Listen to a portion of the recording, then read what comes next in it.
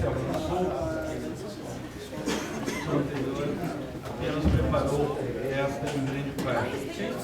O professor Elvio Trindade é doutor em ciência política pelo Instituto de Politique de Paris, Université de Paris, ex-reitor da sua universidade, foi criador desse instituto, INEA, professor titular de ciência política dessa universidade, professor do CNPq, fez parte da Câmara de Educação Superior, do Conselho Nacional de Educação, membro da Academia Brasileira de Ciência, da qual se ressaltava a presença do vice-presidente da Academia Brasileira de Ciência, o professor Salzano, de Biologia. Foi presidente da ANPOC, da Comissão Nacional de Avaliação do Ensino Superior, e atualmente é reitor da Universidade Federal da Integração Latino-Americana, UNILA.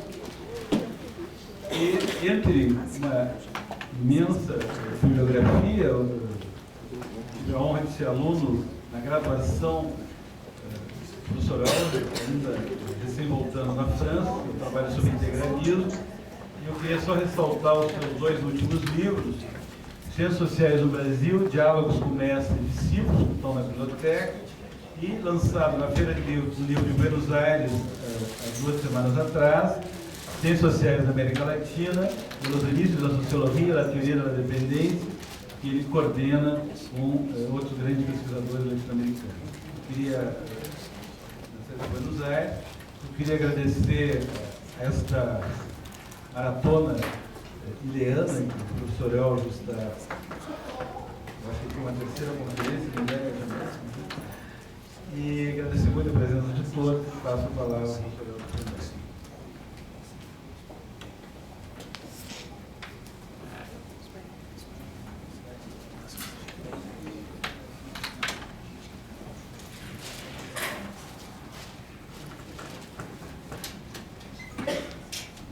Obrigado ao José Vicente, diretor do INEA, meu ex-aluno, grande orgulho.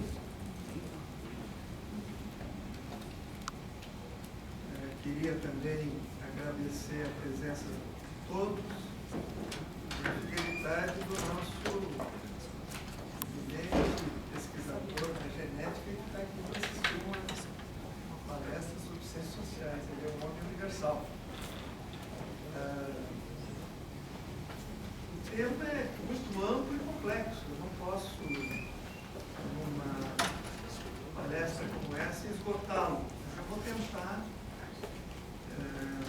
dar para vocês uma visão, na medida do possível, panorâmica, porque talvez se conheça mais as ciências sociais hoje do que ela foi e como ela se construiu.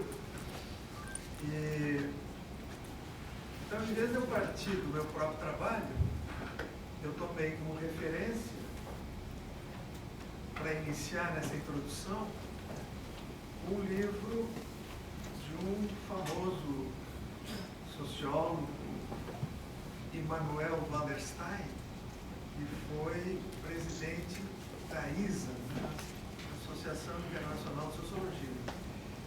E que, na época que ele foi presidente, ele se propôs a fazer algo monumental, que acho que teve algum efeito, mas não tanto quanto ele esperava, que corresponde ao título deste livro que eu me refiro: Abrir as Ciências Sociais. Eu acho que esse é o desafio para o futuro. Como é que nós podemos abrir as ciências sociais? Isso pode parecer paradoxal. Nós ficamos agora 2 horas discutindo a internacionalização, que é abrir a universidade, sem ser apenas circular internacionalmente. Eu citei o exemplo do nosso Salzano, que é certamente um dos representantes mais importantes da nossa internacionalização, que fez tudo isso em grande medida no seu gabinete. Não precisa estar necessariamente circulando para internacionalizar-se. Internacionalizar-se seria internalizar aquilo que a produção intelectual e o intercâmbio permite gerar e, com isso, avançar nos diferentes domínios do conhecimento. Então, a preocupação do Wallerstein em abrir as ciências sociais parte, obviamente, de uma análise muito ambiciosa. Evidente que o livro é muito mais rico, Eu acho que ele deve estar na biblioteca. E ele tem uma parte, que é o primeiro capítulo, que ele fala na construção histórica das ciências sociais do século XVIII até 1945. Surpreende um pouco, porque a análise clássica coloca no século XIX, no início das ciências sociais, quando, nos escritos do Augusto Comte, aparece essa expressão que originalmente é física social, que depois se transforma não em ciências sociais, mas na palavra sociologia, e ele é tido como fundador da sociologia. Então, o que significa pensar já numa ciências sociais no século XVIII, e obviamente passando pelo século XIX e pelo século XX? Bom, mais rápido. A primeira coisa que ele chama atenção é esta primeira frase que ele diz que as ciências sociais são uma invenção moderna. Não se pode conceber as ciências sociais em sociedades mais anteriores à chamada modernidade e ao desenvolvimento, inclusive, do Estado. E ele mostra que as raízes dela, depois de fazer toda uma análise, inclusive historicamente, bem mais retroativa, ele coloca que as raízes das ciências sociais se prolongam na tentativa que, desde o século XVIII, é de constituir uma parte da construção do próprio mundo moderno. E logo adiante, ele acrescenta que a necessidade do Estado moderno de dispor de um saber sobre o qual fundar as suas decisões, em grande medida, está vinculada a esta ideia do desenvolvimento de umas ciências sociais. E a ciência social não no sentido estrito, mas umas ciências sociais que compreende uma ciência sociais perdida, que é a economia. A economia hoje virou uma técnica de projeções matemáticas e muitas vezes completamente desconectada da realidade. Recentemente perguntaram numa entrevista a Maria Conceição Tavares o que precisava um economista saber para ser um bom economista. E ela disse, primeiro, história. Não há economista de economia política que não tenha uma boa formação histórica. O Celso Furtado, no Brasil, é um exemplo disso. Ele escreveu o seu famoso livro, a obra fundadora, onde, em grande medida, está baseada numa visão histórica do desenvolvimento da economia no mundo e no Brasil. E também economia, claro. Mas não essa econometria que hoje virou uma espécie de lugar comum, onde aquelas pessoas que estudam a economia, e tem algumas pessoas que fizeram livros sobre os economistas, como fizeram sobre os sociólogos, onde o José sempre faz parte dos entrevistados, que dizem que hoje no Brasil, e aqui nós estamos falando do governo Fernando Henrique para cá, sobretudo naquele período da luta contra a inflação, os nossos economistas estavam em grande medida, os que foram os protagonistas desse processo, estavam em grande medida na PUC do Rio de Janeiro, não estavam no Unicamp, e saíram de duas grandes universidades americanas, duas extremamente fechadas, que foi aquele grupo que teve um papel contra o desenvolvimento inflacionário, que usou uma série de teorias que na época se tornaram referência naquela discussão. Então esses são os representantes da economia moderna. Mas eu estou falando da economia política ou da economia do desenvolvimento, se quiser, que é uma economia que é parte das ciências sociais. Então, como a economia, como disciplina, surgiu antes da sociologia, então essa referência do Wallerstein é que a economia surge a partir do século XVIII e a sociologia, nesse sentido amplo que ele considera, também é parte desse processo, à medida que o Estado moderno precisava, né, contar com especialista para sua tomada de decisões. Nós falamos numa discussão anterior, alguns talvez tenham participado das duas, de que o Napoleão criou, no início do século XIX, a partir de 1808, o famoso projeto da chamada impropriamente de Universidade Napoleônica, que na realidade eram escolas isoladas autárquicas. Engenharia, farmácia, medicina, direito. E esta concepção, ela decorreu da compreensão de grande lucidez do Napoleão, de que as universidades deveriam produzir profissionais para a sociedade e, ao mesmo tempo, quadros para o Estado. Ora, esta é uma visão que não tem nenhuma relação com a tradição universitária existente nos países anglo-saxônicos. A formação na Inglaterra é uma formação de uma elite que se forma naquelas diferentes universidades, em Cambridge e Oxford, mas que se formam como pessoas que recebem uma educação, uma erudição, um conhecimento muito sofisticado. Alguns até aprendem a falar o inglês, as suas diferentes modulações, que é o inglês das classes altas. A Madame Thatcher, que não era da classe alta, ela teve que passar por uma grande, daquelas universidades, daquelas unidades de Oxford, né, que se formam um conglomerado de unidades, e não é uma universidade única, para poder se transformar na figura em que ela se transformou, onde ela adquiriu o chamado inglês. Pierre Bourdieu, o grande sociólogo francês, que era um homem rural, que tinha o sotaque que todo mundo percebe quando o sotaque vem do campo.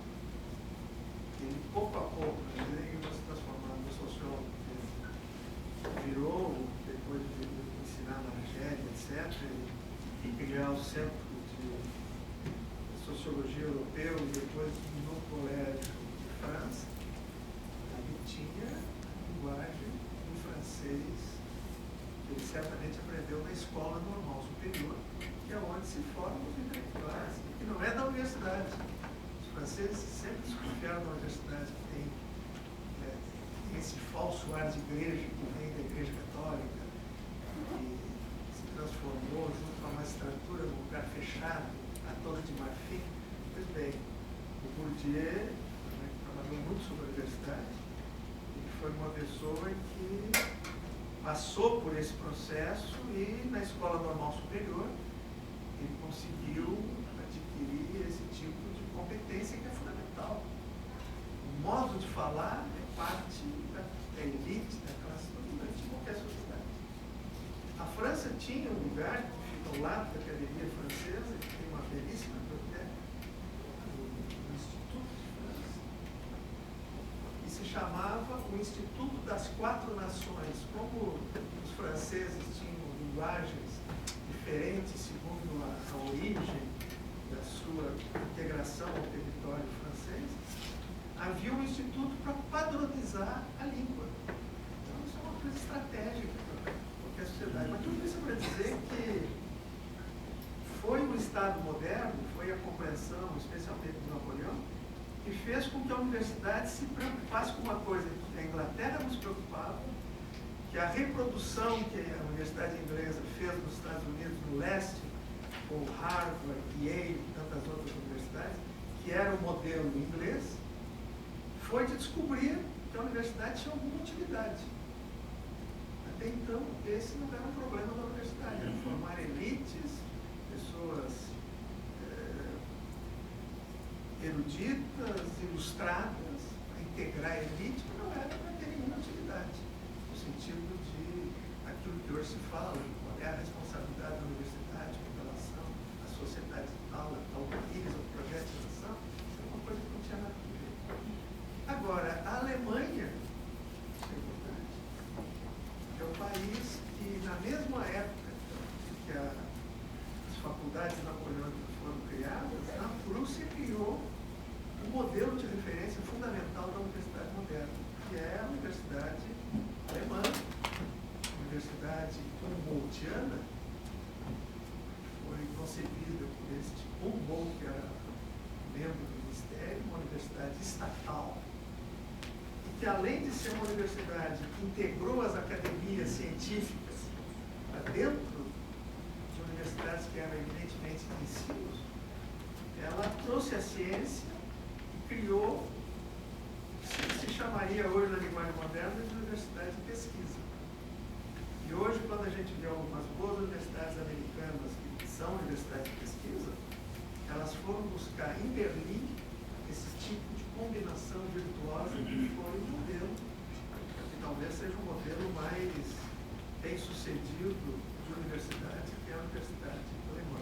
Agora, essa universidade foi fundamental num país que até o fim do século XIX não tinha conseguido a sua integração nacional, que cada príncipe tinha a sua religião, e em função da sua religião, os seus súditos eram protestantes ou católicos, e era um país totalmente dividido, como foi a Itália até o final do século XIX. Esta universidade vai ter um papel fundamental na unidade nacional alemã.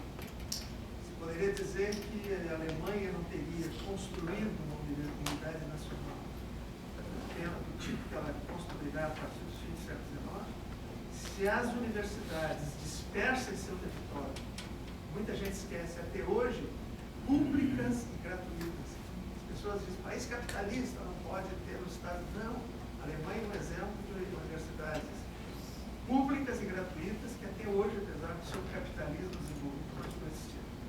Bom, o que interessa aqui para concluir essa digressão é dizer a vocês que o Norbert Elias, quando analisa essas universidades, esse sociólogo que certamente vocês conhecem, ele diz o seguinte, que há uma grande diferença entre as universidades que foram criadas em países, aliás, há uma grande diferença entre as aristocracias pertencentes a monarquias tradicionais, no caso da Inglaterra ou da França, que são dois exemplos clássicos, onde toda a socialização, o desenvolvimento de hábitos e, ao mesmo tempo, o desenvolvimento de uma elite política ou social, no sentido amplo do termo, foi feito através da monarquia.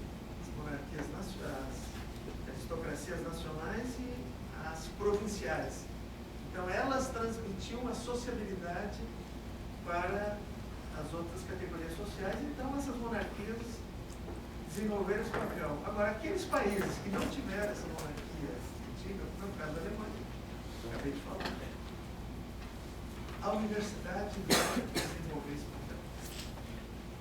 E ele mostra com toda a clareza e com análises brilhantes que ele faz,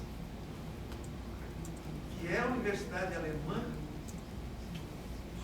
que às vezes dispersas em pequenas cidades, como Heidelberg, uma pequena cidade, mas lá está a universidade de grande prestígio, é a universidade que vai construir esta sociabilidade que as monarquias fizeram em outros países com uma vasta tradição.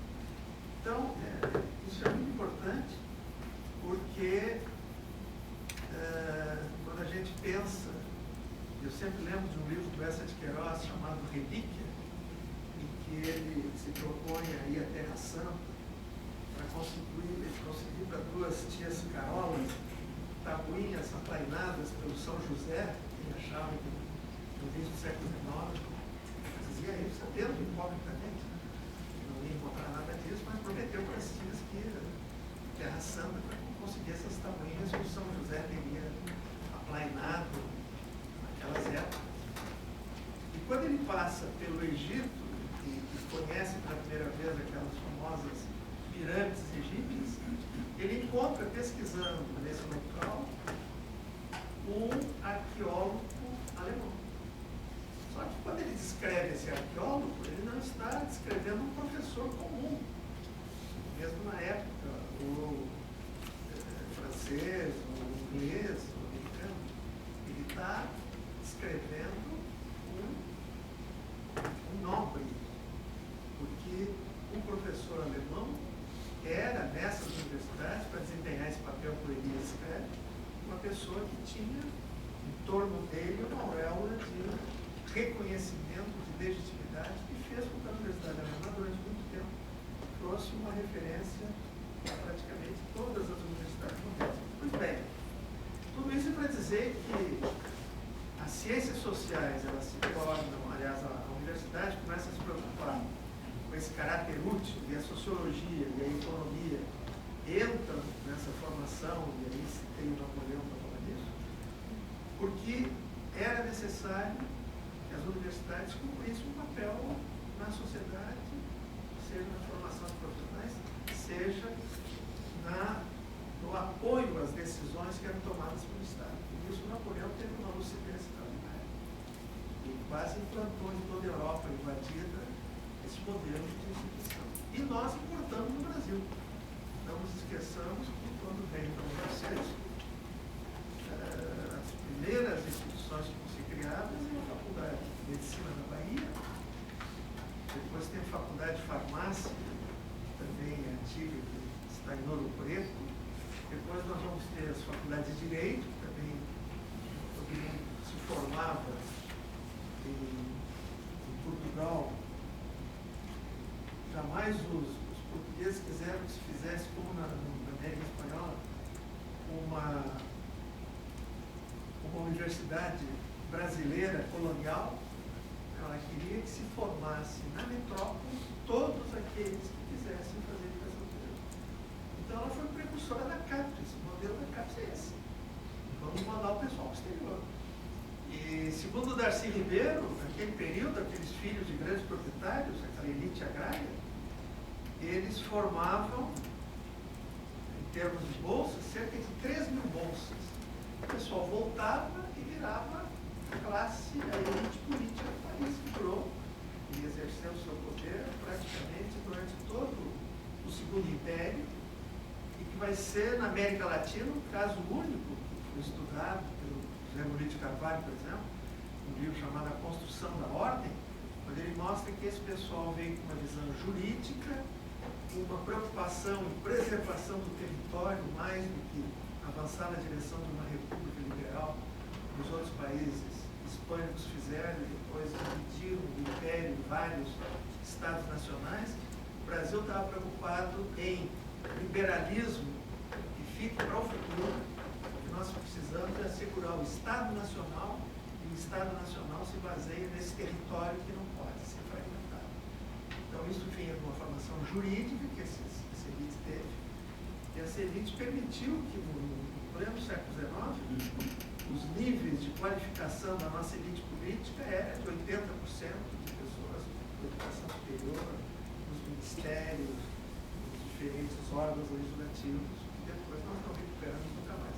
Então, eu acho que isso é importante porque nós adotamos também esse modelo napoleônico. Bom, então, voltando às ciências sociais, eu queria dizer que a sociologia, a própria economia, nasce neste marco de produzir coisas que sejam necessárias à sociedade, sejam profissionais, sejam quadros para o próprio Estado. E isso depois vai influenciar a mudança da universidade inglesa, da universidade americana, e aí é uma longa história que eu não vou entrar, porque eu levaria muito longe. Tudo bem. E aí ele diz que isso conduziu à emergência de novas categorias de saber, desde o século XVIII, ainda com fronteiras incertas. Eram ciências que estavam se criando, mas que não tinham ainda uma definição disciplinar, com fronteiras definidas, porque era um período ainda de uma indefinição disciplinar que é posterior. Então, diz o professor que nesse período a universidade estava praticamente, a universidade medieval estava quase moribunda, desde o século XVI, que estava muito ligada à igreja, ela tornou-se, a partir do século XVIII e XIX, o principal lóculo institucional para a criação de saberes. Então, isso começa a surgir, diferentes áreas do conhecimento, a ciência começa a se integrar à universidade, essas ciências sociais também começam a surgir nesse período. E é um pequeno livro que tem na Biblioteca Perdida, de um francês chamado Marcel Prelot, que escreveu um pequeno livro para explicar a ciência política. E ele, para chegar a explicar como é que surgiu uma ciência política, ele resolveu fazer uma incursão desde aquela ideia aristotélica da episteme, que juntava o político com o social, e portanto não distinguia nada, tudo estava junto, aquele conglomerado. Agora o Aristóteles depois vai fazer uma análise de constituições, que é considerada uma certa fundação da ciência política, quando ele compara constituições do mundo antigo e faz aquela classificação entre monarquia, aristocracia e democracia, que não era a democracia, mas é uma democracia censitaria. Ele parte daí, o Marcel Prelot, e ele vai mostrando como essa episteme vai implodindo, como a partir de certo momento o direito se torna uma área reconhecida. E aí tem o peso do direito humano, tem o peso da Universidade de Bolonha, que vai ser fundamental para o desenvolvimento do direito. Mais adiante, ele fala na economia.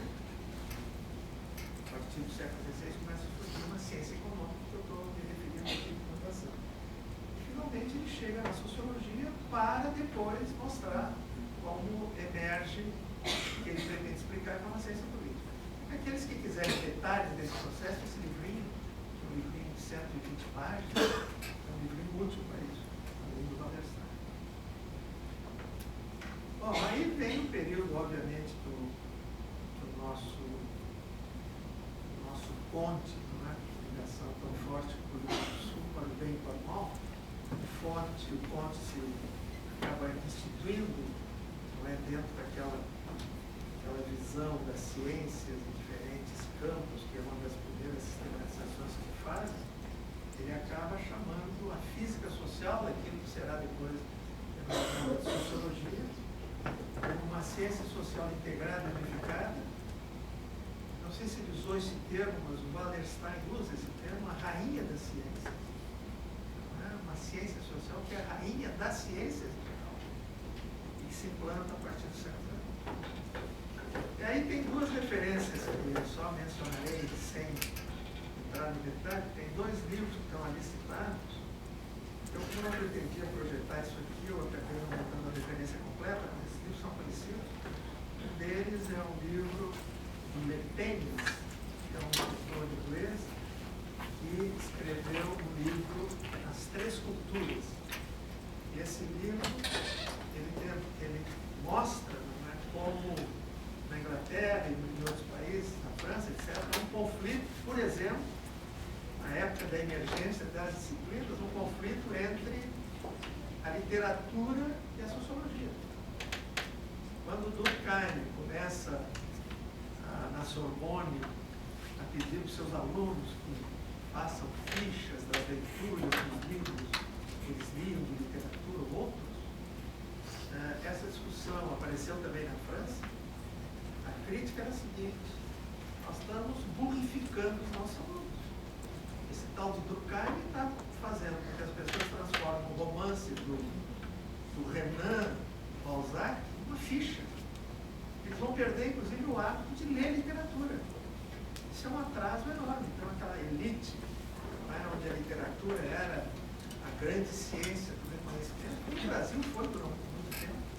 Há pouco tempo, o Sérgio Miceli, eu fiz uma crítica nesse livro, uma nota do Sérgio Miceli, um sociólogo da USP, escreveu um livro chamado A Vanguarda do Retrocesso. Ele faz um último capítulo comparando Florestan com o Gilles Germani. Ele tem razão em dois aspectos. Ambos são outsiders, ele vem de fora da elite. Um vem da Itália, um pouco perseguido pelo nazismo, e o outro era uma pessoa cuja mãe era uma empregada doméstica e, portanto, fez o equivalente a uma dureza naqueles cursos concentrados e conseguiu com muita dificuldade terminar o ensino médio, depois faz a escola livre de Sociologia e Política e depois vai para a USP e se transforma no grande fundador da Sociologia.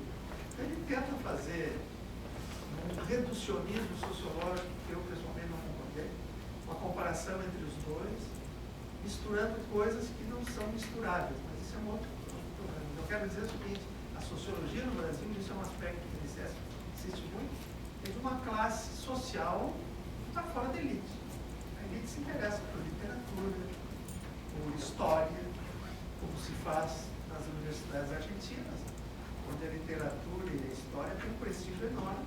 E a sociologia vai surgir tardiamente com Gino Germani, só depois do peronismo, quando ele cria a carreira de sociologia em 57. Então é interessante, né, o estigma, até o fato do Florestan usar o guarda-pó, ele usa aquilo como uma necessidade que ele tinha de se afirmar como um cientista, como os nossos professores de ciência usavam o seu guarda-pó. Mas eu achei que ele exagerou nessa comparação, eu acho que ela é válida em alguns aspectos, mas há diferenças muito importantes entre ambos para se tentar fazer esse tipo de análise que eu achei muito reducionista. Mas, de qualquer maneira, esse livro das três culturas é exatamente esse conflito.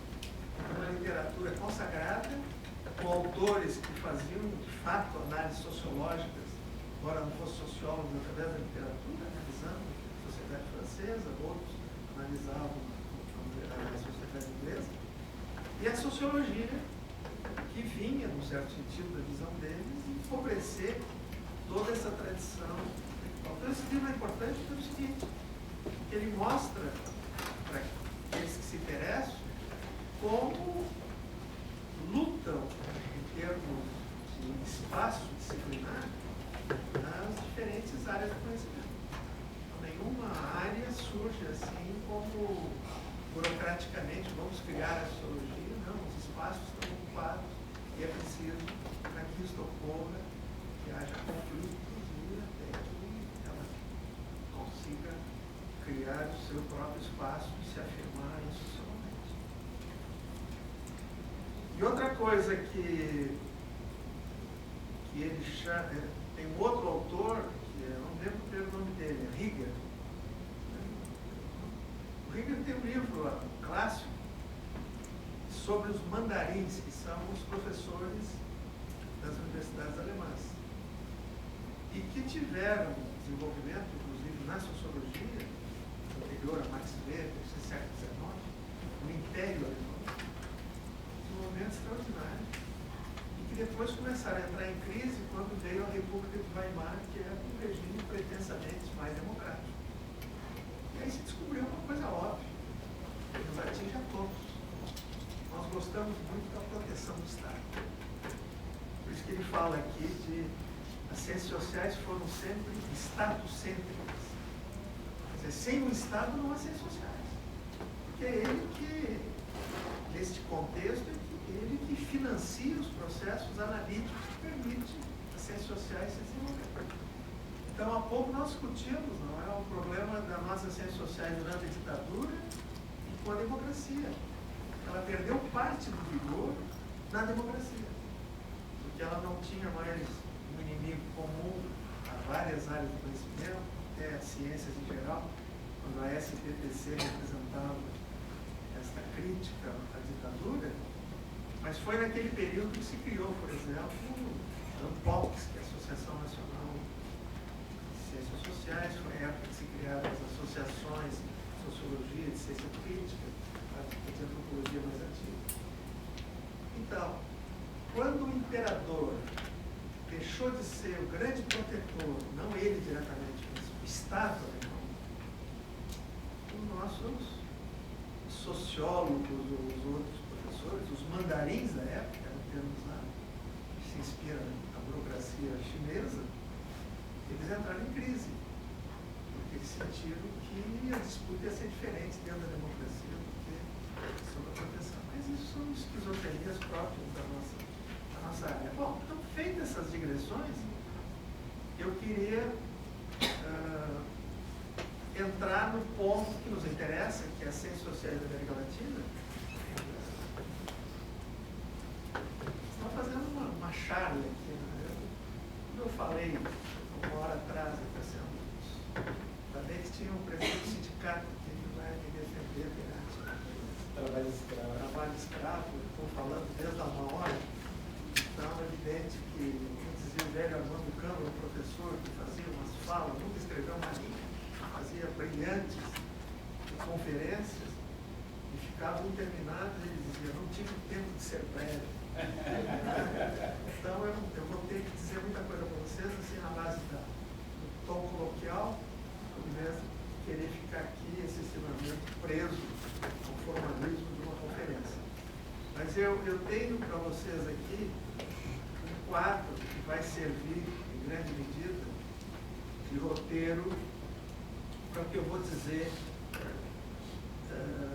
posteriormente.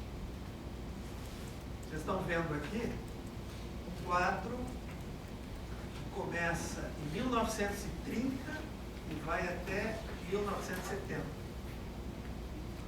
Tá bom? Sim. Se abrir mais, eu acho que fica melhor.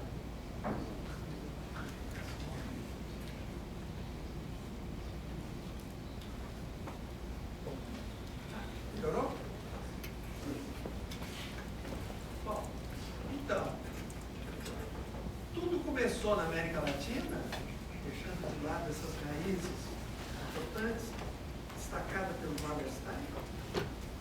Tudo começou, em geral, pelas ciências sociais na década de 50.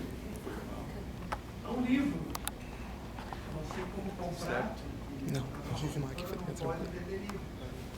Então eu fiz um livro, 4 colegas, sobre as sociais na Argentina, no Brasil, no México, no Uruguai e no Chile. E o livro não foi ainda totalmente distribuído. Na última feira do livro eu comprei por R$8, naquelas caixas. E o livro não pode ser vendido.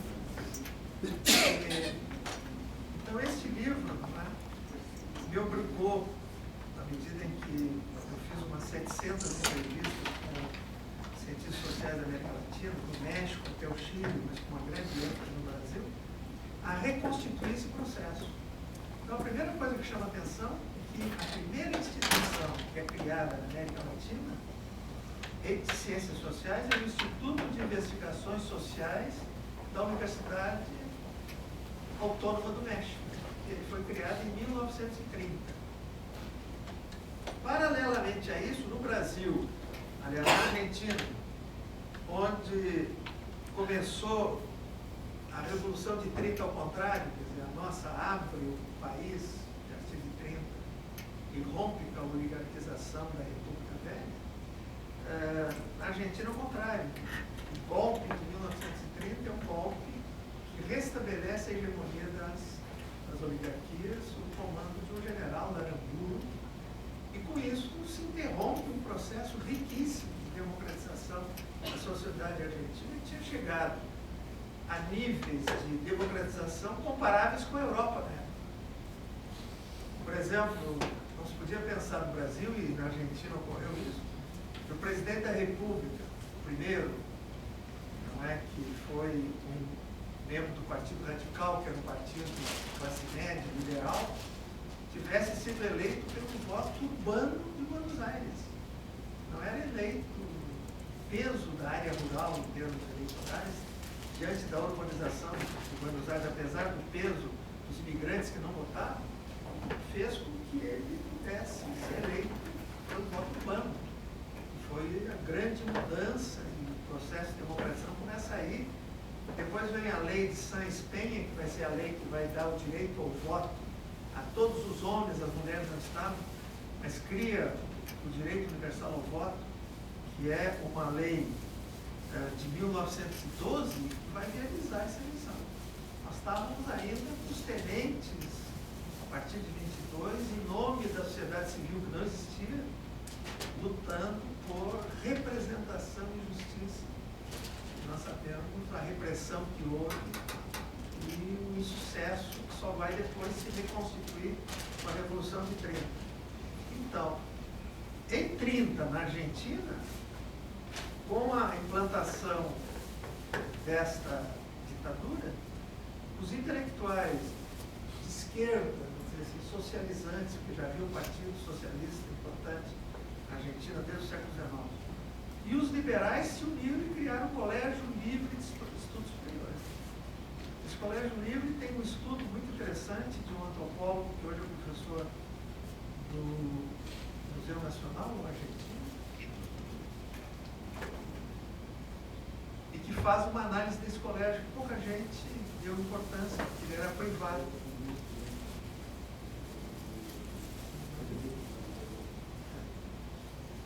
Chama-se Federico, mas nós vamos descobrir sobre o nome dele, e outro que escreveu sobre Germânia, o Blanco, que é um professor de Quilmes. Então, este colégio é um lugar onde estudantes livres, que não queriam submeter àquela universidade controlada, iam fazer alguns cursos, que não tinham nenhum valor universitário, mas era um espaço de discussão. Foi lá que foi se formando um grupo de cientistas sociais no sentido amplo.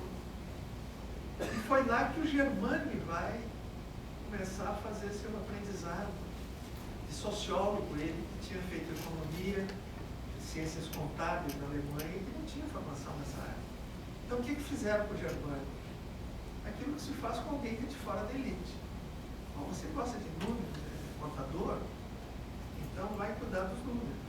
Então quando a Argentina faz o seu primeiro censo, Germani vai trabalhar no censo. E com isso, ele desenvolveu uma expertise metodológica que foi fundamental para ele desenvolver uma sociologia mais moderna do que aquilo que, na época, se chamava sociologia de cátedra, que eram professores de direito ensinando sociologia, mas que não tinham formação sociológica. Então, ele foi se formando por aí.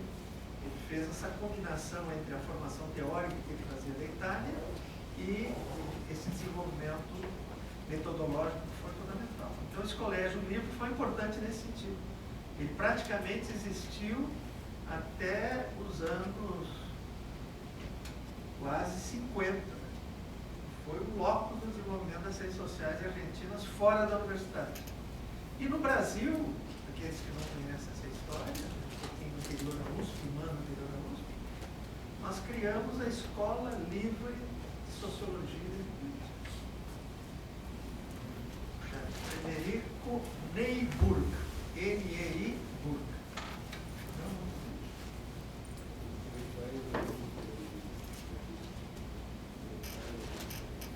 Os intelectuais e a origem do peronismo. Da editora da Universidade de São Paulo.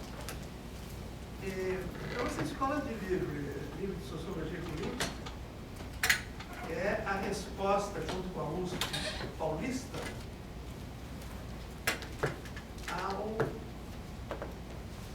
à hegemonia, não é, gerada pelo vaguismo e a aliança mineiro-gaúcha, que levou Rio Grande do Sul, Minas, Paraíba e outros estados ao poder e que São Paulo se excluiu. Então, os paulistas, a elite paulista, os liberais, o pessoal ligado ao Estadão, muito heroipizados, eles buscaram uma solução que era comum na Europa. Tem um famoso autor que foi morto pelos nazistas, chamado Marc Bloch. Ele faz uma análise da derrota francesa na guerra e ele mostra a superioridade da elite, da tecnologia alemã comparada com a francesa. E ele, depois de fazer toda essa análise, no último capítulo, o que precisamos? Criar uma nova universidade. Porque a universidade vai gerar novos quadros, etc., que vai permitir. E, de uma certa maneira, a USP teve êxito. O Fernando Henrique, embora carioca, ele era um típico produto da USP e chegou lá. Então, esse instituto, embora com esse nome de Instituto de Escola Livre de Sociologia e Política, na realidade, ela era muito mais uma escola de antropologia, de estudos de índio, de estudos de comunidade, que na época era a grande moda a partir da escola de Chicago, do que propriamente uma escola de sociologia ou de política. O Florestan, que estudou nessa escola, junto com Garcia Ribeiro, junto com Juarez Brandão Lopes, eles fizeram pesquisa antropológica. O Florestan custou a se liberar da antropologia, da etnologia, como ele chama, etnografia. A gente vai à bibliografia do Florestan, vai ver que todos os primeiros livros que ele escreveu estavam nesse campo, não tinha nada a ver com sociologia. Então, essa instituição é importante, como será importante depois, em 1934, a criação da Faculdade de Filosofia, Ciências e Letras. Que vem logo adiante, 1934, Faculdade de Filosofia, Ciências e Letras. Que era uma mistura de influência da Universidade Alemã, Faculdade de Filosofia, e o modelo da nova Universidade Republicana Francesa, que se reformulou no final do século XIX. E onde vai surgir toda essa geração de sociólogos, etc., Durkheim, tudo aquilo que a gente conhece. Pois bem, a diferença entre as duas, e aí o Sérgio Miceli tem razão, é que aqueles franceses que vieram para ensinar na USP, Lévi-Strauss, Roger Bastide, etc., ele disse que eles eram, na realidade, sociólogos filosofantes. E não havia curso de sociologia na França. Todos faziam curso de filosofia e se tinham interesse de ler, de estudar, e eles acabavam se envolvendo. Porque já havia revista sociológica, já havia essa linha que foi progressivamente se expandindo com o Emile Durkheim, mas evidentemente que comparado com sociólogos formados em Chicago, e alguns alemães que vieram para cá formados em Chicago, bom, aqui era sociologia mesmo, estava na moda. E eu tive a possibilidade na minha pesquisa de encontrar os relatórios dessa faculdade, dessa escola de sociologia política, e aí se constata que a literatura que era lida por eles, o relatório contém os cursos e a bibliografia, só vai ser usada na Faculdade de Filosofia e no resto do Brasil 20 anos depois. Eles estavam muito mais atualizados, porque era uma bibliografia americana que vai entrar muito tardiamente nas nossas faculdades de filosofia, no nosso curso. Bom, depois nós temos a Faculdade Nacional de Filosofia, que é fruto de um aborto. O Anísio Teixeira criou a Universidade do Distrito Federal, onde ele reuniu a elite pensante brasileira, desde o Gilberto Freire e todos aqueles que naquela época formavam uma espécie de elite intelectual laica, colocou na escola, nessa Universidade do Distrito Federal. Os católicos do Rio, né, os católicos do Rio Grande do Sul, né, resolveram tomar a Universidade dos Ímpios. Não pode haver uma universidade com laicos que não tenham os padres lá para ensinar filosofia, direito. Isso é uma área de controle, caça aguardada. Então, o que eles fizeram? Convenceram o ministro Capanema, que na época era o ministro da Educação, que essa universidade não podia continuar porque não chamavam os católicos. E aí a igreja, a educação, alguns intelectuais, o seu Augusto Lima e outros que eram pessoas de prestígio. E o Gustavo Capanema usou um argumento de algibeira, como se diz. Ele fechou com o seguinte argumento: uma universidade não pode ser criada por um município, que era o Rio de Janeiro, tem que ser criada pelo Estado. Fechou. Eu chamo de aborto porque ela não chega a ser aborto, ela é infanticídio. Com 8 anos ela é destruída. E por isso, o sistema universitário do Rio, que hoje poderia, porque nasceu em 1935, esta Universidade Federal, poderia estar no mesmo nível da USP, mas foi destruído. Bom, depois vem, e aí já voltamos de novo para o... E aí eles criam, em 1939, a Faculdade Nacional de Filosofia, que é a substituta da escola, da antiga da Universidade Distrito Federal, e que vai ter uma orientação muito mais direita. E os franceses que são chamados para isso é interessante. Eu comecei a me dar conta de onde é que tem esses franceses, todos vêm de Lyon, em Lyon de Paris, que vieram da USP. E Lyon é um centro católico importante. Então, todos esses franceses que vêm ensinar no Rio são franceses católicos, inclusive o Jacques Landé, que vai seguir essa nova orientação da Faculdade de Filosofia desse período do liberal.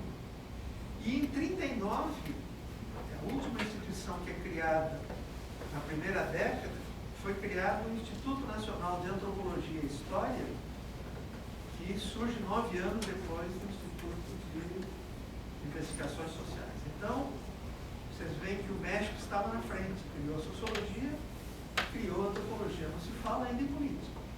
No Brasil, nós criamos apenas essa sociologia através da USP e um pouco de antropologia nessa escola livre de sociologia.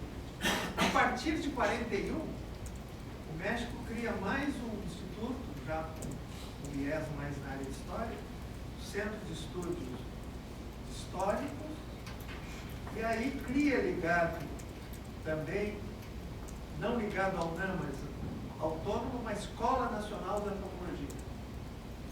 Nós temos uma professora que hoje é nossa sênior, que é uma antropóloga panamenha, oriunda daquelas montanhas do Paraná, onde a aristocracia do Paraná planta café, ela teve tutores, estudou línguas, pessoa de uma família riquíssima. Foi estudar na Escola Nacional de Antropologia. Naquele tempo tinha guerrilha no México. Rapidamente, 2 anos de faculdade, ela já estava levando comida junto com os colegas, para os guerrilheiros, tanto tornando a universidade como uma instituição que ressocializa as pessoas politicamente. Hoje ela é uma cara de esquerda. Mireia Soares foi esposa do Glaucio Soares. Bom, depois, o Colégio do México, que é uma outra instituição interessante, que pouca gente dá importância. Hoje todo mundo sabe que o Colégio do México é uma referência ao lado da UNAM, um colégio moderno, com uma vocação mais de sociologia e de história. Mas este colégio ele foi fundado por exilados espanhóis republicanos. Não eram exilados fugidos por razões estritamente políticas, embora todos eles tivessem fugido por isso, mas eram intelectuais, alguns deles, inclusive de formação na Alemanha, pessoas de alto nível. Eles vêm para o México e criam a Fundo de Cultura do México. E nós devemos a esses espanhóis a criação da mais importante editora que vai traduzir o Parsos, dos grandes clássicos, Economia e Sociedade, de Max Weber, muitas vezes antes que esses livros tivessem sido publicados nos Estados Unidos. Tanto na Universidade do México circulou na América Latina livros, não é, dos clássicos da sociologia, traduzidos do alemão, do inglês, naquele período, e onde essa editora teve um papel fundamental. E a grande figura vai ser o Echavarria, Medina Echavarria. Depois vem para o Chile, tem uma história que nós falaremos depois.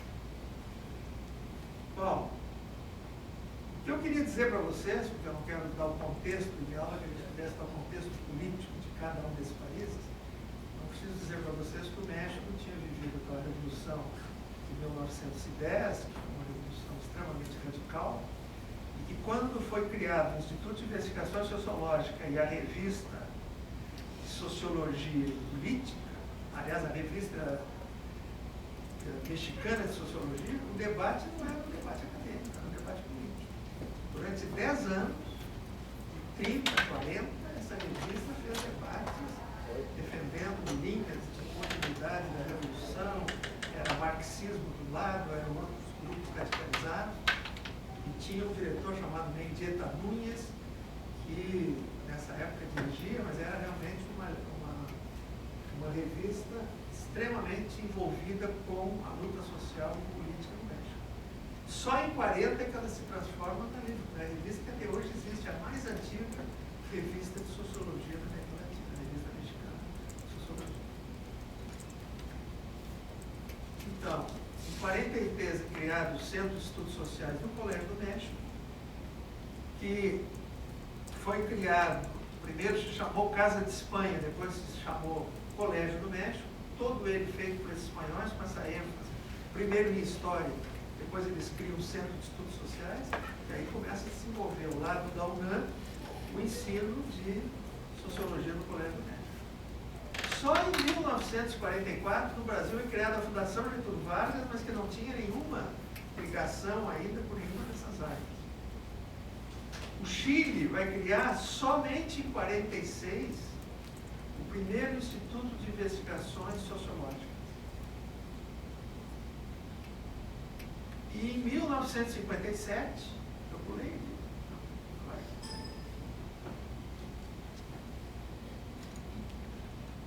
Escola Nacional das Natal, Instituto de Investigações Sociológicas do Chile, o Instituto de Sociologia da Universidade de Buenos Aires, que ainda era dominado pelo chamado sociólogo de cátedra, e algo importante, porque o Chile sempre foi um país que teve uma grande capacidade de absorver instituições internacionais, ele consegue atrair para o Chile duas instituições importantes. A primeira vai ser a CEPOL, que vai ter um papel importantíssimo, que todos conhecem na América Latina, que foi criada em 1948. E mais adiante, chegaremos lá, nós vamos ver a criação da Faculdade Latino-Americana de Ciências Sociais, que é de 1957, a primeira vez que na América Latina se cria um curso de formação de sociólogos profissionais, será no Chile, na Flaxo, Faculdade Latino-Americana de Ciências Sociais, criada em 1957, para a qual se chamam, sobretudo, sociólogos e especialistas europeus para ensinarem nessa instituição. E foi aí que se criou a primeira geração de sociólogos no sentido próprio do termo. Nós vamos ter, por exemplo, o Dom Pablo Casanova, que era o diretor dessa escola que eu não falei, Escola Nacional de Ciências Políticas e Sociais, que foi criada dentro da UNAM. E este personagem, ele manda os primeiros alunos por uma seleção latino-americana. Então tem o José Luiz Reina, que é um dos autores desse livro, que eu falei no início, que se chama Ciências Sociais da América Latina e Perspectiva Comparada. Esse livro nós vamos pedir para o nosso diretor pedir uma doação de livros e dar de presente para vocês. Ele não tem nenhum valor de mercado. É o livro mais importante que foi feito, comparativo sobre as ciências sociais, de 30 a 2005, trabalhando com esses 5 países mais importantes. Então, José Luiz Veiga é um dos autores desse livro. Muito bem. No Brasil, são selecionados 3 ou 4 mineiros: Simão Schwartzman, Antônio Sintra, Fábio Vanderlei Reis, tinha mais um, e José Murilo de Carvalho. Eles vão para lá e voltam sociólogos. Começam a escrever textos sobre sociologia. Aí vem a Fundação Fora, e cria mais tarde, nós vamos chegar lá, o Departamento de Ciência Política, oferece uma bolsa para ele nos Estados Unidos, eles fazem o doutorado nos Estados Unidos e voltam cientistas políticos. Todos vocês conhecem, né? Os 4 que fizeram uma produção, sobretudo do Fábio Vanderlei,